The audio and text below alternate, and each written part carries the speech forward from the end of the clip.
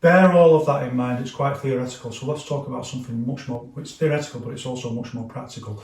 And what we want to do now is explain this kind of movement that we see in Yiquan. That is more to do. It's much more than just the shifting of the routing, like we see this kind of movement. And what we're talking about now is what we call articulated movement. And the idea of this is to get as much power into a small movement as possible. So it's like this kind of interesting conceptual thing, like our overall paradigm in each one is we want the most power for the smallest possible movement. And that also is a very corrupting idea. It's not always expressed that there needs to be a minimum size of that movement for it to have some kind of effect. Yes, it's always target dependent, we know that, but actually there's a limit to what you can do. So all this nonsense, sometimes people aren't even touching someone else, they just go like that and people fly away. Very tiny movement.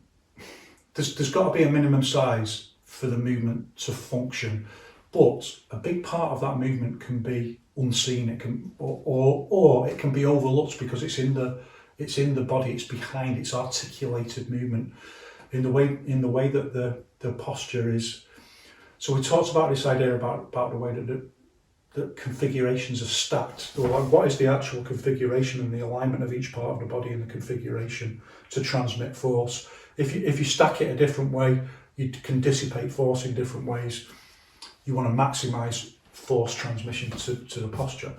But up to that point, the stacking of the posture, the way that the posture is constructed, involves movement. And we want to maximise the amount of movement into the posture. So when people say the smallest possible movement for the most amount of power, that can be very, very misleading. So what we want to think about is things like, if my hand is here and I want to punch here, this is a very small movement. And it's like, if I want to make the movement itself as small as possible, like you'd have to do something like that, wouldn't you? Like no movement at all, no pulling back, no oppositional force, just do that. And we know that there's really no force in that. So what we do is we use articulated movement to make the posture bigger. There's a couple of ways of thinking about this. So let's say I use Dragon's toothpick to explain. Let's say I want to hit with this to a target that's there, and I want to hit like that, and then you get the people saying, like the shortest way between 2 points is a straight line. So you go like, well, that's a straight line like that. That's the smallest movement, obviously, like that. What if like in that case the whole stick's moving like that? What if I hold this stick here and I do it like that, and I do it like that? Actually, that line is now longer, so the distance between the two is the same, but it takes a more circuitous route. Or I could do it like that to get it. And the distance is the same. But usually we don't want to do that with the bit that's hitting. But what if we take this bit, this extra movement in this space, and we put it behind? We put it behind the hit. So we put it in my body. Like instead of doing that with the stick, I do that with my body. Like I get extra movement before I do it. And that's the principle we've looked at in terms of short power, that if I'm going to hit up like that, I can do it straight up and it's faster. And that might be the right call, but if I want to get power, I've got to get more movement in drop the shoulder. So I create this movement behind it. And this doesn't change at all. And this is our Xing Yiquan principle. This is just a spike that's getting hit in. And this is just a mallet that hits the spike, but we can swing that mallet. We can swing it, we can articulate it. And this is what we call articulating the force, or articulated movement, or articulating the stack. So this is how it's going to stack when we hit, or I might change and stack it with the pivot route, but I'm going to use articulated force to get the movement in. I'm going to put a lot of movement behind that short movement. And this is one of the really important things that we can do with slow isometric movement. We can start practicing this. This is exactly what you see when you see people, for example, do.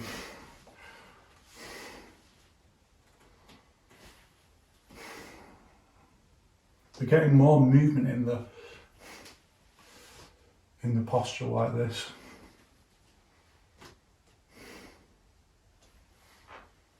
They're getting more. Look, it's like a. And that's what I'm saying. That's what Yao Zun is doing in the way that he phases. He's getting more. Like my body is the mallet, and then here's the swing of the mallet, and then it pushes into the. Yeah, it's really straightforward stuff, but it requires a high level of articulation of different parts of the body to.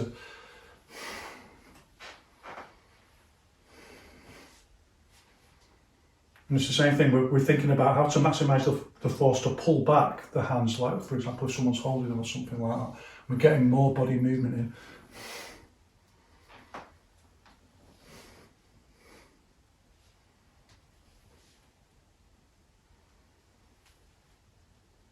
And that kind of movement. And we use that all the time. So like for example when we're doing push hands, that's not just like why some people are really good at push hands and some people are really rubbish. Some people are just using their forearms like that and they're just getting pushed around. And other people are like, see how much extra articulation there is in the body. My hands are not changing the diameters of the circles that they're doing, but what's behind it is suddenly like 5 times bigger. And then when we start adding in the force, the Farley, that maximises, it goes exponentially bigger, maximising the force. It's in the nature of the physics, it's in the nature of the science that if you increase the acceleration, if you double the acceleration, you don't just double the force effect, you triple it. So as I understand Leibniz, not that well, I have to say. So there's so much more articulation in there. And this is what we're seeing all the time now when we're seeing this kind of movement. This kind of somatic flow.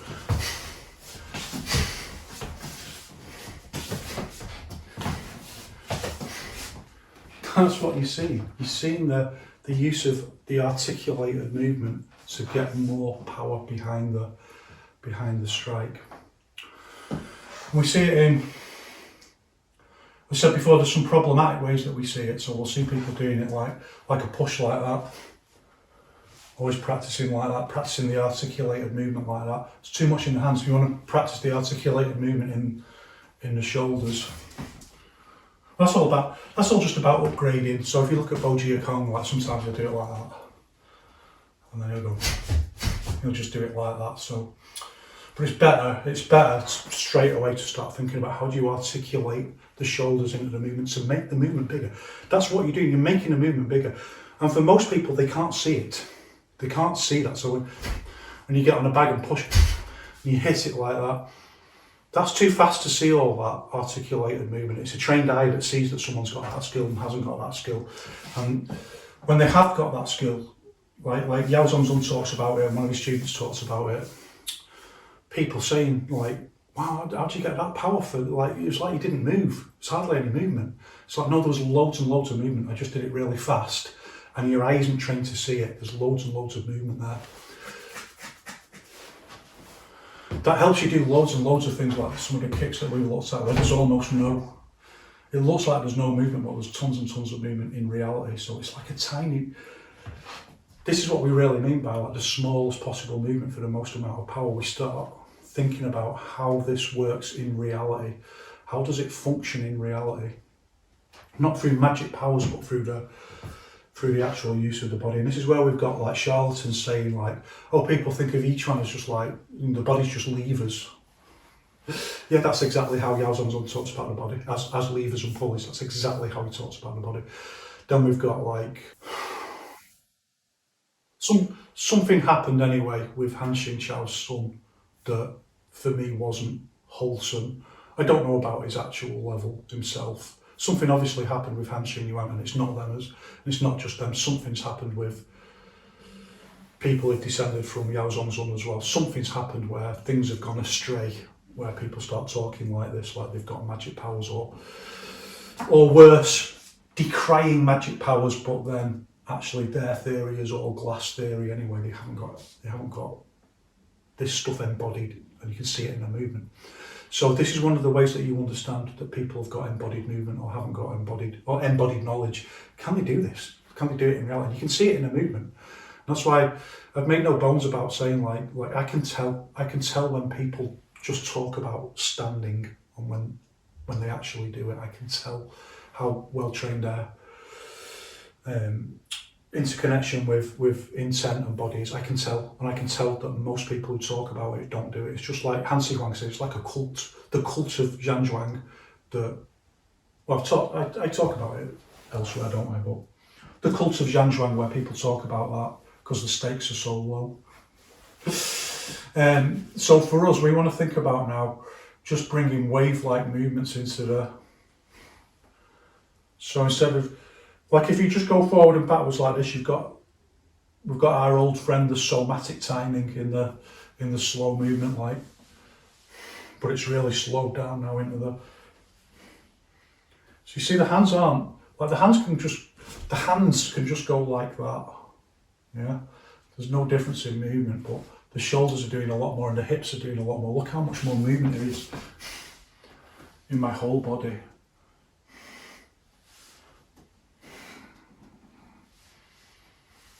And then I can even start getting wave-like, so you can do it like that, just forwards and backwards with the shoulders and the hips.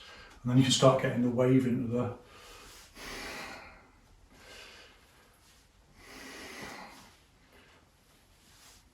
wave into the movement. See the wave posture with the shoulders. This is a very advanced kind of somatic flow that's going to add so much more movement, and therefore when you do it fast, in a push, so much more power into the movement. It makes the movement bigger in ways that people can't see, but the actual posture itself is still exactly the same size. That's genius, that's brilliant. So yeah, I like that. And you can change, like, it's exactly the same if you want to start doing like, just getting different, getting more movement in there. And then of course you've got to integrate that with what we were talking about before, with the routing.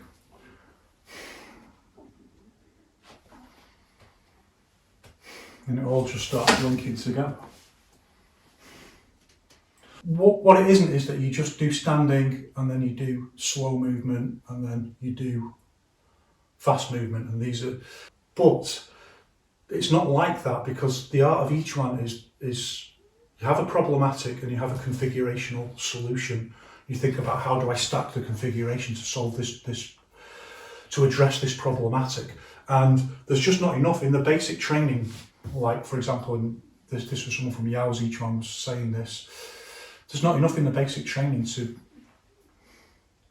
to address every possible, like, sophisticated configurational stack that you're going to need to solve every problematic that you're going to be faced with intuitively. There just isn't. So it's not like that. It's not as simple as that. You need the core movement skills, and then you need the intuitive ability to know how to stack the configuration in the correct way to transmit force. And for me, this leads on to another thing that, it's kind of linked to what I was saying about people actually not doing standing. The cult of standing, presenting themselves as doing standing because the stakes are so low and talking about standing, but there's no, actually it's basic training. It's basic training, like Zhao Dao's in, it's basic training. Han Huang says, like, people think like you do this and all your problems are solved. It's like, it's the cult of Zhanzhuang. There are things that happen when you do standing for a longer period that none of these people are talking about. I'm talking particularly about European and American Yiquan instructors. They're not talking about those things. So you can draw your own conclusion from that, and the conclusion I've drawn is that they don't do standing, they don't do it. So people who say like, well, you just hold a pause, like you do standing and then you just do slow movement, you just extend it into slow movement. No, it doesn't work like that. When I said, if anyone has been doing the longer periods of standing with me, I always say, like, when you finish, just be very careful when you put your arms down, because even at advanced levels, there's so much tension going on in the body, or dynamic tensions and playing with the internal oppositions in the body, that it's like doing a massive weights workout, and you can't just go like that. You can't just suddenly move. Like, the feelings in the body are intense, and the feelings in the arms arms are intense. So to suddenly just change into slow movement, actually that's a very different level of training to just like, okay, I'm gonna do my slow movement now, 50-50, like that. If you've been standing for half an hour like that and you start moving, the feeling in the body is intense, like the feeling in the movement is intensely qualitatively different, to the point where you can actually injure yourself doing that. So you've got to really work on relaxation up to that point and then just start moving slowly, playing with micro movements, extending. That's a very intense bodily feeling. And I think it's quite interesting how you never hear anyone talk about that stuff. Draw your own conclusions. Okay, so now based on the previous video, let's think just only about useful exercises. So first of all, from here, see me lean over. When you lean over, you don't just want to lean over, you want to drop in with the quad like that. It makes the posture more stable, preparing for the imminent nut shot. Everyone was wondering where you were. Really feel your ace come around. So drop the quad and lean over. So we're getting a little bit of movement, slingshot power. Keep the hands broadly where they are and push forward so you kind of lean over, then the same back like. And the more movement you can get in the like movement, it's got to be the right kind of movement, so slingshot in there. So the movement is phased in the forwards and back, but it's also phased in the different parts of the body moving around like that.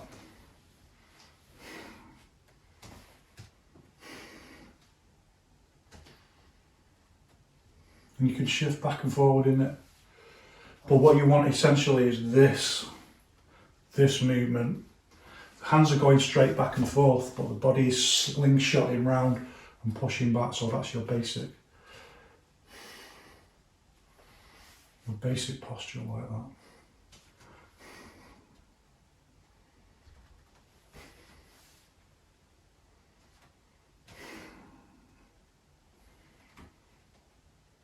And then change it not the other way, but the other way. So now we're going to go around this way.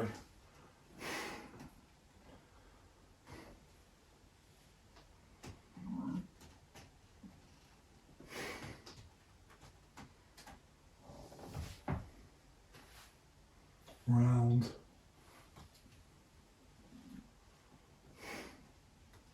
And forward. So we can go round this way, we can go round this way.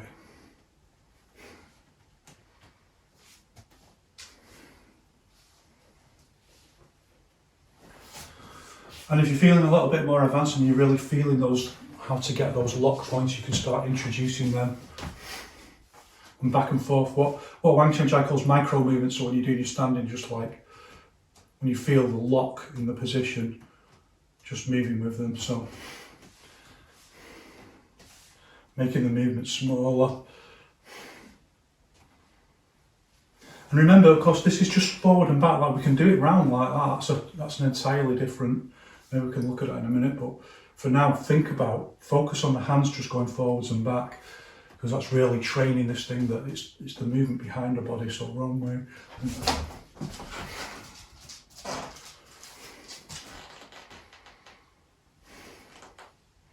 Sometimes just go with a very slow, smooth movement, other times just play. Rocking back and forwards, so I'm rocking back and forwards on the root, then integrating that into different ways of going round and slingshotting the power behind the movement. This works, by the way. It's not just like some bullshit. Like it actually adds power to movements and strength to the way you hit. Real power. Let's change it and do the circular one anyway. So I'm going to look at that all separately in another video. So I'm not even going to talk about what's going on with the root. Try and feel it intuitively yourself. But look at my phasing. So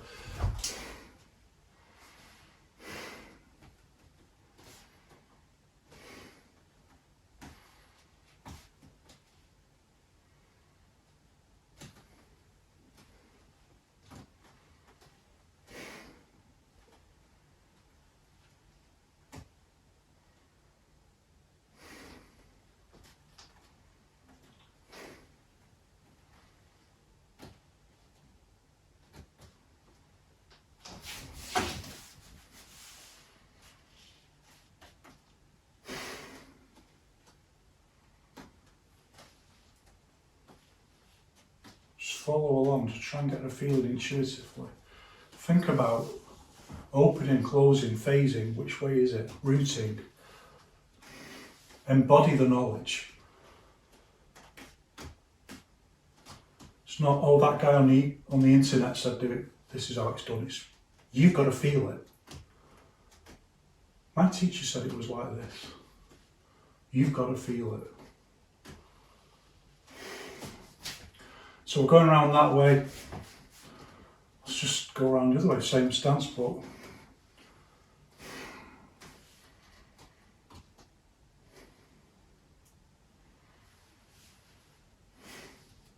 feel the oppositional force when we do it like this.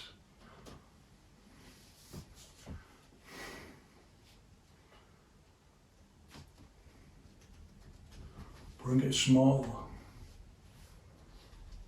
Tiny little circles.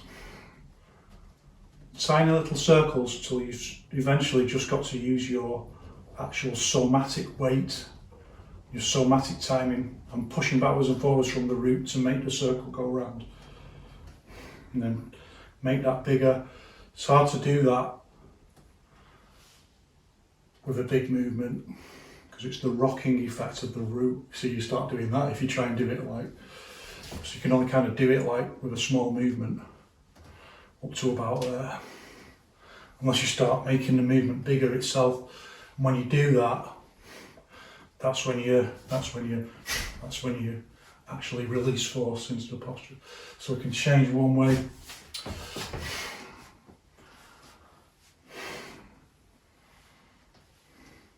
Look at how much is going on with the shoulders. That's what we want anyway. That's what we want in these exercises. Changing one way or the other step.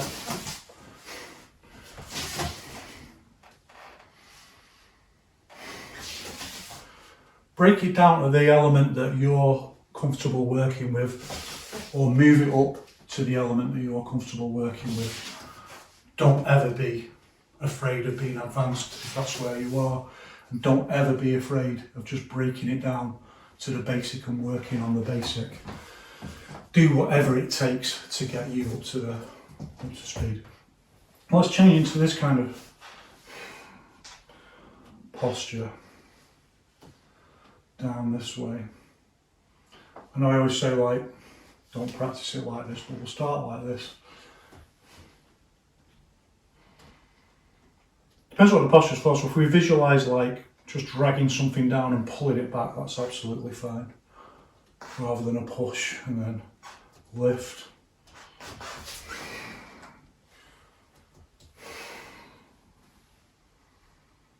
Try and get this interconnectedness of the body.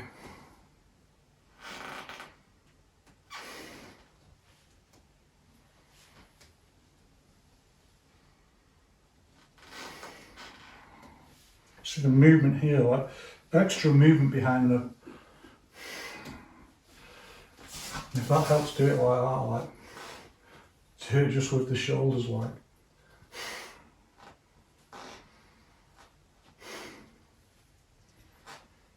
And then bring it into the.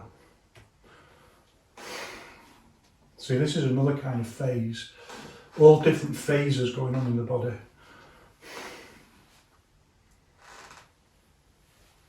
And what phases do is they add more movement into a small movement. They add much more movement.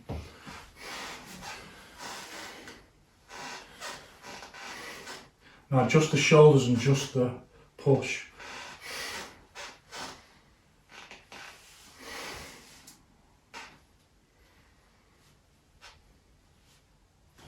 You know, just to be clear, eventually we just bring this up onto the punch bag like that. We just stand in front of the punch bag. We just use the posture against the punch bag. That's how we learn. Then we just increase the power. Then we bring it into sparring. Bob's your uncle. That's all it is. It's not complicated. It's not magic. It is magical, but it's not magic.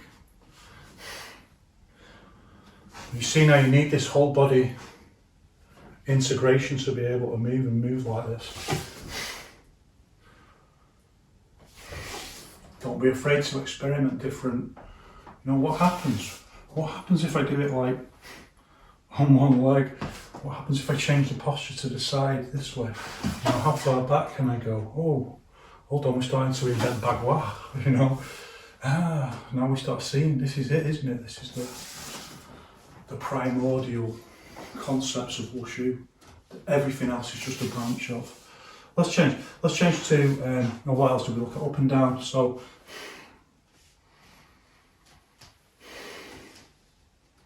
remember when we do this, we don't want to start doing like this kind of posture. Well, I've said, I've said multiple times, like that's totally valid and we need it for our defensive, but it's not for this. We're getting more movement in the, see the phase. Shoulders are going up before the hands do, and then the shoulders are going up with the whole body, and then the shoulders going up a little bit forward and then down. Then you start imagining like there's ropes tied to weights that you're lifting, or ropes tied to the ceiling and you've got to try and break them, stretch them and break them.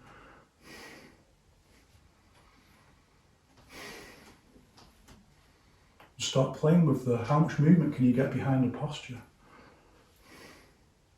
There's a limit. I've said there's a limit, by the way, so some people really, I'd say like someone I really, really admire is Gao Chen, but sometimes, there's things he does that you can critique, and one of which is, I would say he puts too much, like the way he articulates his stacking of configurations and his use of articulated. Sometimes it's amazing, but other times it's too far. It's too, it just goes too far with it. It starts to contradict the reality of the fight, would be my argument, but I've never seen him sparring, so I can't say what.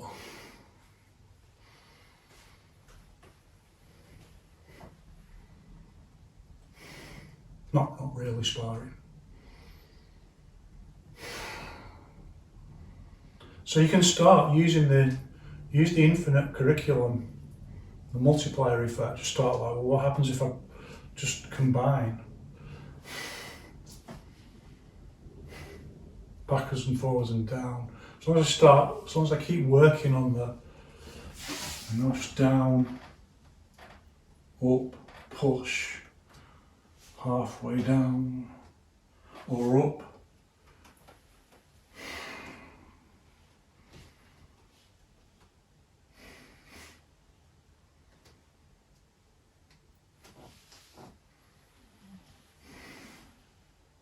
I think like the important thing to get is like, all these things are overdetermined, but this movement, like the chicken head, isn't just like avoiding. We need a lot more than that. So, we need proper skills to avoid, to be fluid and hard to hit. It's not that, it's this, it's getting more movement behind the movement, behind the movement, the articulated movement.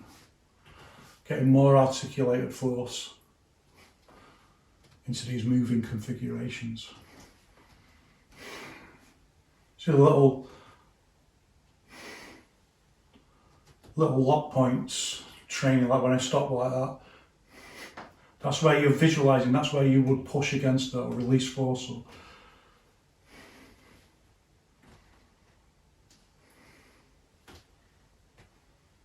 That's what you've got to start bringing into your movement, like just do these lock points like that. You can train them like this, just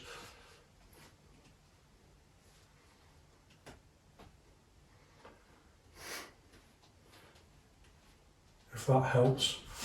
Or just fluidly bring them in. That's how I do it. Just fluidly bring them in where it feels right. And that's very often linked to the visualization that you're using.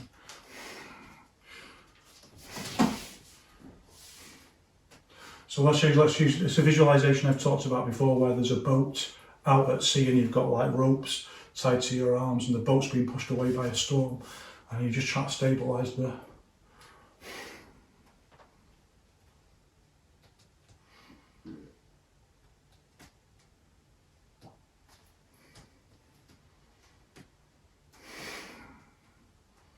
And what that does is it breaks you free from just the exercise, the back and forth exercise. It breaks you free, so you can start visualizing and moving more randomly with the movement.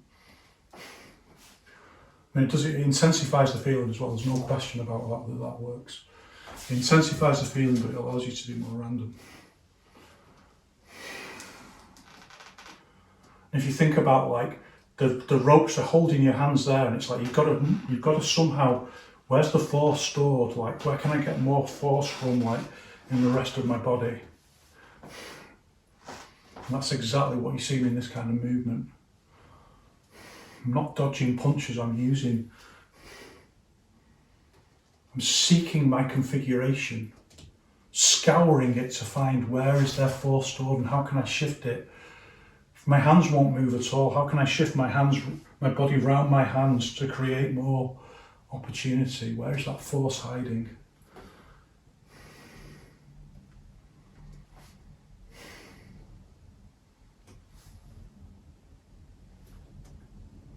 Good. Let's do some variations, like we talked about moving on angles, so like pushing forwards like this on an angle and back.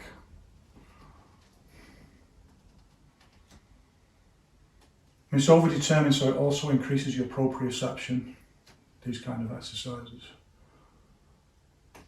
You kind of want the basic feeling that you have in Jianzhuang when we do that posture, and you feel it in the palms of your hands. You want that feeling.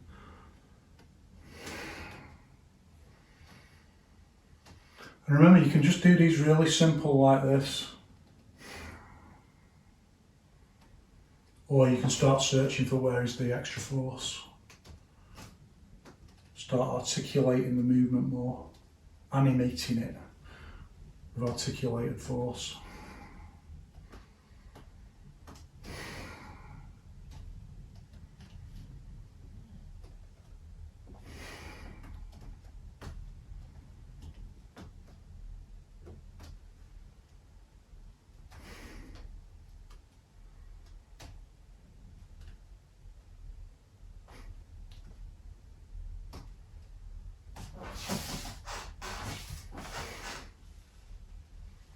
A clumsy step.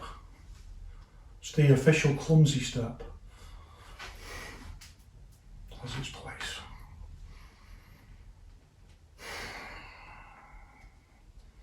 So you can imagine like pushing an enormous boulder into wet sand, and then a monster's pushing it back up and you're wrestling with it like a dragon.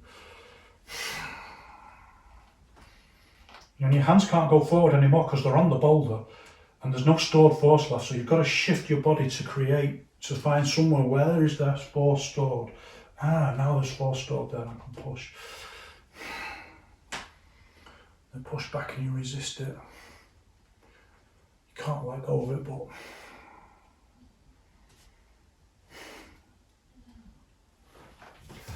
this is exactly what you do with things like, imagining a tiger or something like that, and you try to control it, and all these exercises that you're used to in each one, it's exactly what it is. Let's do one more. I think people can pretty much work out their own. Just like this, forward and back.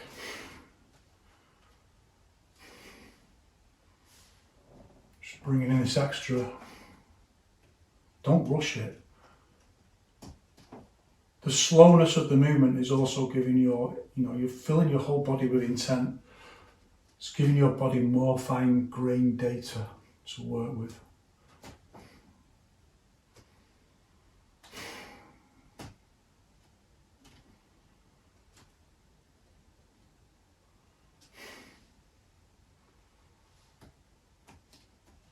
Again, the hands can't go any further. They can only go incrementally. You've got to find, they can move, but you want power. So it's like, where's that force stored? Where's that?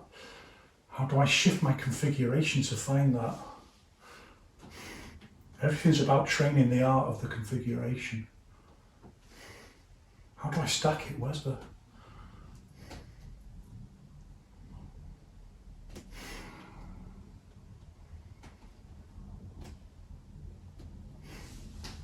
Oh.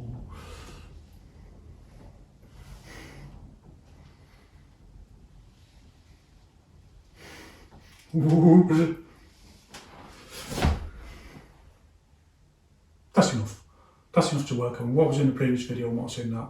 Some basic exercises to work on. It's the principles themselves. So think about everything I've said. It's quite advanced. We're moving on. It's quite advanced stuff. Obviously, it's just not in the nature of the training that we can just do that. But we can, like, go and have a look at the intentional movement series if you want it broken down into like much more basic postures and how to do that and how to do it with steps and so on. That's all there. What I want to do in these two videos is give something a little bit more advanced to think about and work on. That'll be it then, won't it? So, thanks as ever for watching, supporting. I appreciate a kind word. I ignore a horrible word. But, you know, feel free to comment whatever you'd like to comment. One love, take it easy. Remember, if the stakes are too small, just don't get involved. See you in the next one. Oh.